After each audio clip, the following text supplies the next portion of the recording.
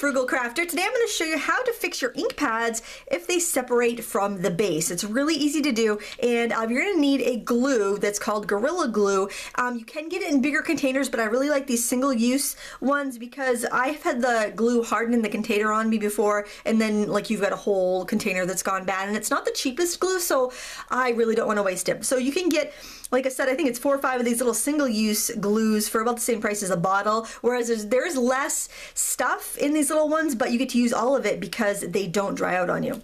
So what you want to do is actually on the plastic base part, whoops, I just unscrewed the spout. On the plastic base part, you want to put a few drops of glue. So I'm just going to do 1, 2, 3. Don't go crazy with this, and you can spread it around a little bit with a tip. If you put too much, it's going to seep out. This stuff expands when it cures. Okay, so you just want a little bit of glue. Can you see that there? Just a little bit of glue on there, right? Then what you want to do is spritz it with water. Okay, because this works best damp. That's why it's really good for ink pads, because the ink pads are already wet from the ink. And then you just want to put your pad back in and just gently tap it into place, okay?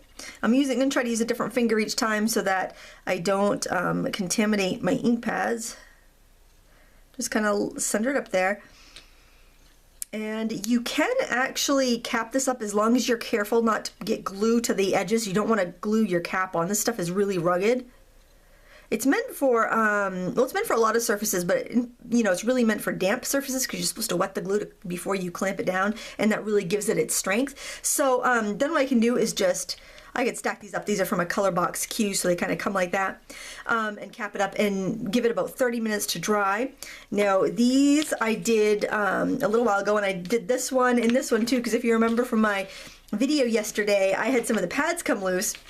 So let's just see. I can do the direct to paper, and look, the pad's not coming loose. So that happens after these pads get a certain amount of age to them. The glue dries out and they come off. That's a great way you can replace them. And I have done that with full-size pads too, when it works great. And it works really good on those little pedal point pads. Anything you're using for direct to paper is going to take some abuse, and it'll kind of need that. Now, somebody asked me if I knew how to make chalk ink. Oh, by the way, make sure you recap your Gorilla Glue here, because I will tell you, you can get quite a few uses. Like I was able to repair at least 6 ink pads with this, but you know, so you could probably do quite a bit with one of these little single use. It just keeps it from drying in the container, gives you a little more time to use it before it's all hard. So that's my product pick, would be to get those instead of the bigger one. And I really like Gorilla Glue. It's a good glue.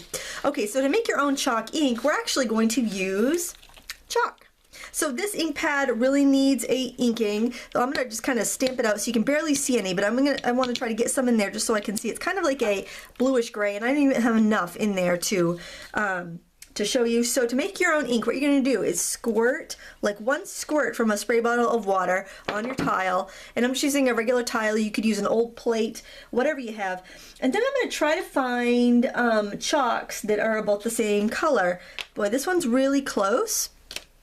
And you can mix your colors, which is really nice. And what you're gonna do, kind of like the way a Chinese brush artist, a calligrapher would grind a stick of ink, you're gonna grind your pastel stick down. And it's not gonna damage your pastels, but I would still use, you know, an inexpensive pastel. I wouldn't go and use your, you know, Schminky or, you know, Rembrandt pastels. Just get, you know, the cheapies like the SMI. I think this whole kit was like, I don't know, 10 or 12 bucks. So that is absolutely fine. It'll work just fine for this.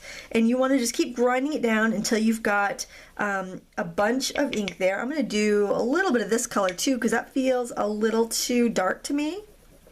So I'm going to keep on, I'm going to scribble this. It takes a couple seconds for the kind of the tip of the pastel to get wet. I'm just going to kind of get that over there just to get it loosen up a little bit. But then you can see it really makes a nice ink. Now I tried to make my own chalk ink with gouache, but I found it hardened in the ink pad a little bit too much. I think the binders in the gouache were just a little too much for this. It doesn't really need that much binder. So by grinding the chalk, it worked really, really well. So there, I can mix those two together. That's a really close color. And I love that with the pastels, they come in so many colors, so it's really easy to get them. So what I'm doing is basically just soaking up the ink with my little ink pad here, which is super, super dry, because I tried to use this yesterday and I didn't have enough ink in it. There, and so it absorbed almost all of that in there. So I would really let this sit for a while before I used it, but I do want to just kind of give you a little demonstration here. I'm just gonna gently, you just have to tap very gently with these inks on with the spongy applicators that they have, and I can just stamp it right down. And see, I've got a pretty decent, it's a light color, but it's got a pretty decent impression. I'm looking at the edge of the pad. I could probably even make more ink, and so I could see that that seeped all the way down and got nice and colorful, but try a little direct to paper, how that goes. Yeah, it looks real juicy. I gotta let that soak in there a little bit more. But that's how you can make your very own chalk ink. All you need is chalk and water and a tile to mix it out on. I hope you found this helpful. If so, let me know in the comments below. Make sure you clean your tile between doing your colors, just so you don't contaminate your ink pads. But this works great, and it's easy and affordable. I want to thank you so much for watching. Please give me a thumbs up if you want to see more DIY art supplies, and I'll keep bringing those tutorials for you. Thanks so much for watching. Until next time, happy crafting.